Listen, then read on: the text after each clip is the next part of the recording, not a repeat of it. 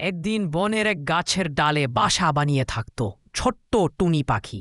ও খুব চঞ্চল, খুব কথা বলে, আর খুব বেশি বুদ্ধিমান। প্রতিদিনই সে অন্য পাখিদের বলেন, ভাইরে, বুদ্ধি থাকলে বাঘেও হারানো যায়। সবাই হাসে, তুই একটা ছোট্ট পাখি, বাঘ হারাবি? একদিন বনের ভেতর আসলো একটা বাঘ। সে টুনির গাছের নিচে এসে বলল, এই পাখি, তোকে খেয়ে ফেলবো আজ।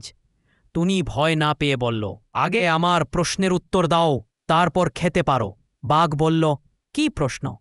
টুনি বলল, এক গাছে যদি 5টা পাখি থাকে, একটাকে বন্দুক দিয়ে মারা হয়, বাকি কয়টা থাকবে? বাঘ বলল, 4টা থাকবে। টুনি হেসে বলল, ভুল, সব উড়ে যাবে। বাঘ একটু লজ্জা পেল। এরপর টুনি আবার বলল, আরেকটা প্রশ্ন, তোকে বাচ্চারা বোকা বাঘ নামে ডাকতে থাকতে কেমন লাগে?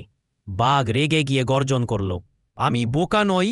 টুনি হেসে বলল, তাহলে আমার মতো একটা পাখির সঙ্গে এতক্ষণ কথা বলছ কেন? সব পশু পাখি হেসে উঠল।